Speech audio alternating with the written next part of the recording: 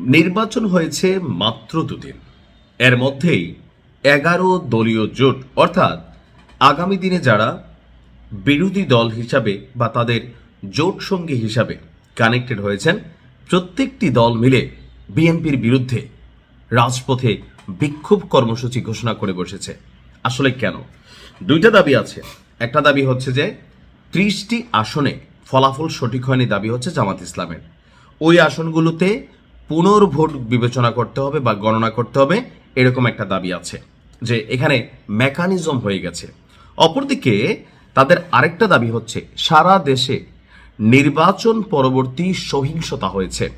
আজকে আমি দেখলাম এনসিপির যিনি প্রধান আছেন এক ধরনের আসিফ মাহমুদ, তিনি বললেন প্রায় 1000-এরও বেশি মানুষ নাকি আহত হয়েছে। তবে তথ্যসূত্র কতটুকু সঠিক বেঠিক এটা নিশ্চয়ই তিনি ভালো জানেন।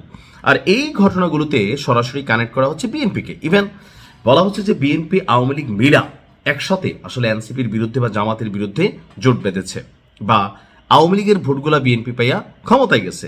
সো এরকম নানান বক্তব্য যখন দিচ্ছে, তখনই দেখলাম যে আপনার 11 দলীয় জোট তারা আগামী সোমবার রাজধানীতে বিক্ষোভ মিছিল করবে। অর্থাৎ আমি যখন নিউজটি করছি আজকে শনিবার, আগামীকালকে রবিবার, তার মানে পরশুদিন একটা বিক্ষোভ মিছিল হবে রাজধানীতে।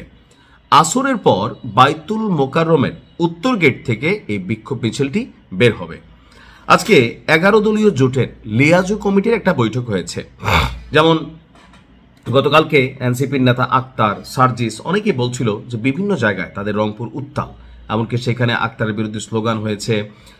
তাদের বক্তব্য, তাদের নেতাকর্মীদেরকে মাইকে ঘোষণা করে আপনার বিএনপির নেতাকর্মীরা তাদের উপর হামলা করেছে। কোথাও কোথাও জামাতের অভিযোগ হচ্ছে তাদের বিরুদ্ধে বাড়িঘরে ভাঙচুর করা হয়েছে। আবার বিএনপিরও দেখছি আমরা অভিযোগ আছে যে জামাত অধ্যুষিত এলাকায় তাদের নেতাকর্মীদের বাস টাস ভাঙা হয়েছে, বাড়িঘর পোড়ানো হয়েছে। অর্থাৎ নানান ধরনের অভিযোগ কিন্তু আছে।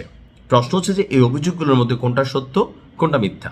এখন সোশ্যাল মিডিয়াতে আমরা এগুলো নিয়ে একটু বিপাকে পড়ি। আবার ধরেন যে যে দলের সাপোর্টার আছি, আমি মনে করি যে না, আমার দল যখন মারবে আমরা ঠিক আছি, অন্য দল মারলে এরা ফেসিস্ট, এরা আসলে বিরোধী, আমরা মপ করলে ওকে, ওরা করতে গেলেই তখন ঝামেলা।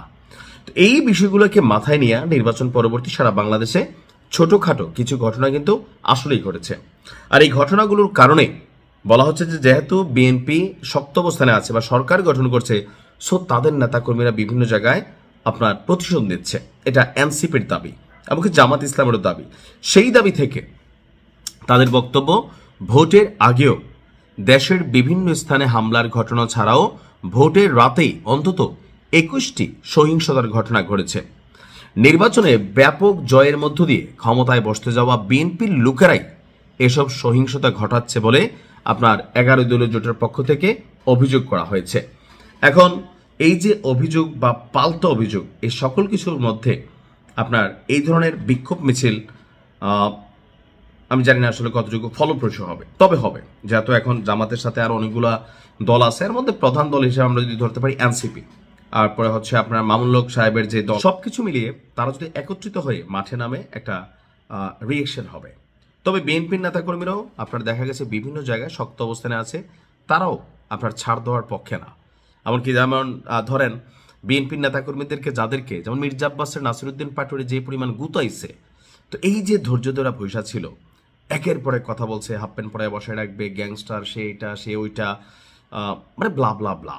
তো ওই যে পুরনো ঝালগুলা যদি সুযোগ পায়, স্বাভাবিকভাবে যে কোনো দলে মিটাইছে না, আওয়ামী লীগের বিপরীতে অন্যরা মিটাইছে না যতটুকু পারছে, যারা অন্যায় দুর্নীতি করছে। তো সেক্ষেত্রে এরকম ঘটনা ঘটতে পারে। তো দেখা যাক এটাকে নতুন সরকার মানে বিএনপি সরকার কিভাবে ব্যালেন্স করে। ভালো থাকুন, আসসালামু আলাইকুম।